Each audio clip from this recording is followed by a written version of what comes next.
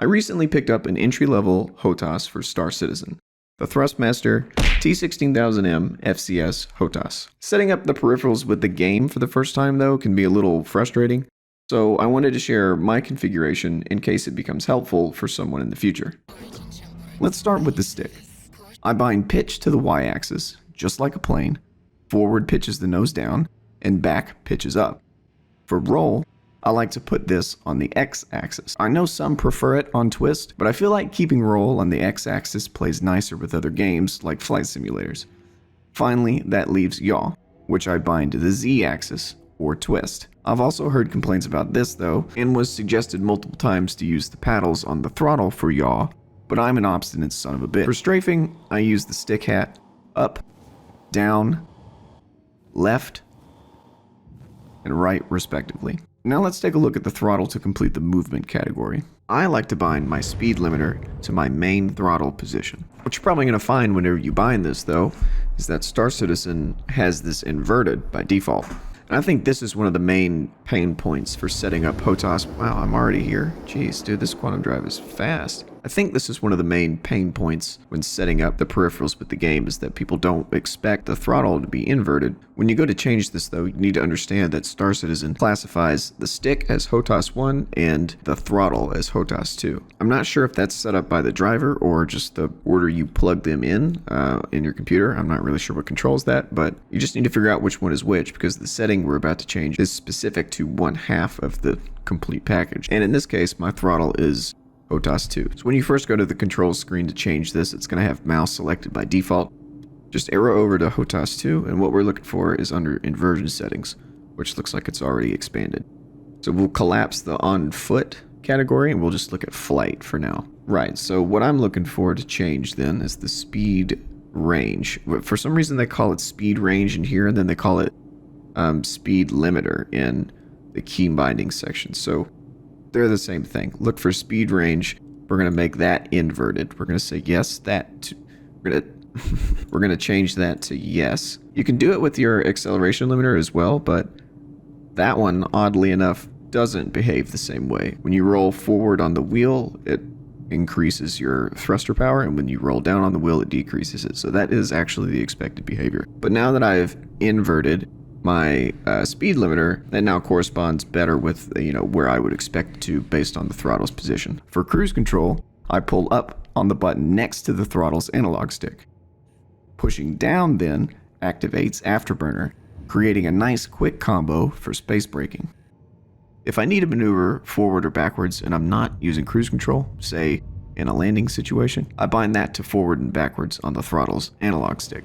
From there, I use the pinky button to toggle coupled mode, just within reach to come in handy, but not close enough to cause any misclicks.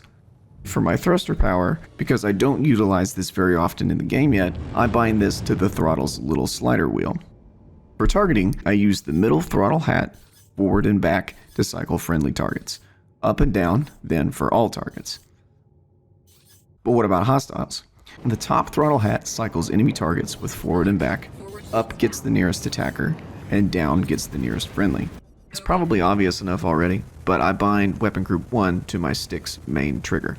Weapon Group 2 I found easiest to access by using the button left of the stick hat. This is where it gets a little weird though. I use the button to the right of the stick hat to launch countermeasures, and then cycle them with forward on the bottom throttle hat. And then just to round out this bottom hat, I have back bound to G-safe, down for landing gear, and up for VTOL thrusters. Attention. I have been authorized to scan your vehicle for security purposes. What about missiles then? I use the middle stick button just below the hat. Tap to lock, hold to launch.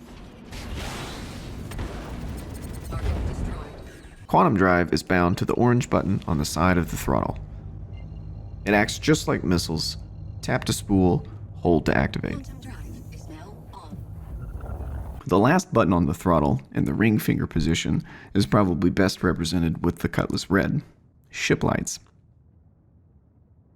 The remaining buttons on the base of the stick are home to less commonly used commands. On the right side, I use the top 3 buttons for target pinning, and the braille buttons to lock selected targets, unlock selected targets, and release all missile locks.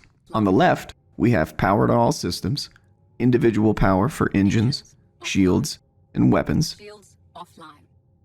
Weapons offline. leaving the last two buttons for opening and closing doors. I haven't found a good use for the little throttle on the stick itself, and because I use the stick twist for yaw, the throttle paddles are also left unbound. Outside of that, this is the full picture of the Hotas configuration that I've been using in the verse for nearly a month. Alright then, let's take the Cutlass out for a spin around ArcCorp.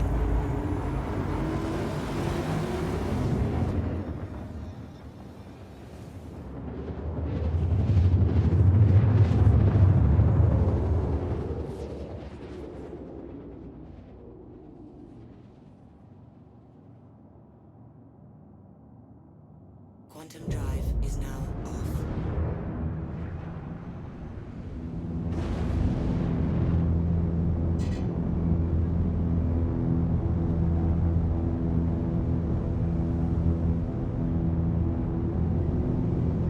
Fly as close to the buildings as we can without clipping the no-fly zone.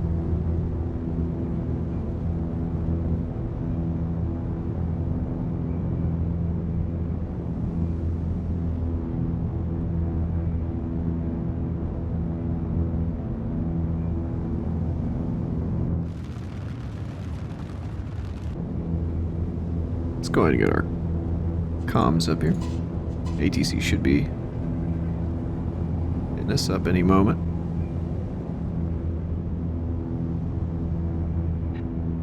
There they are.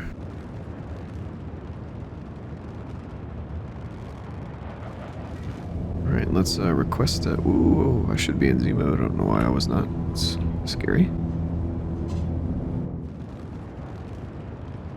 Please proceed to assigned landing bay.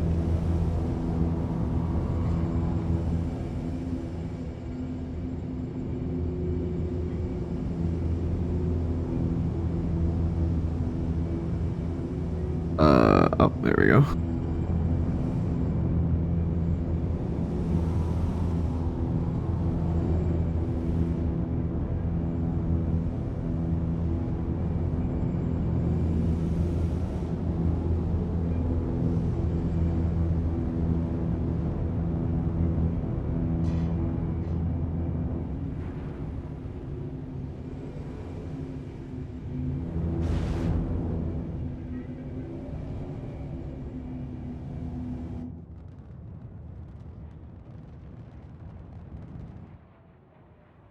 Definitely wants to drop pretty quick without those VTOL thrusters pointing down. Alright. A little difficult to do without actually seeing where you're going.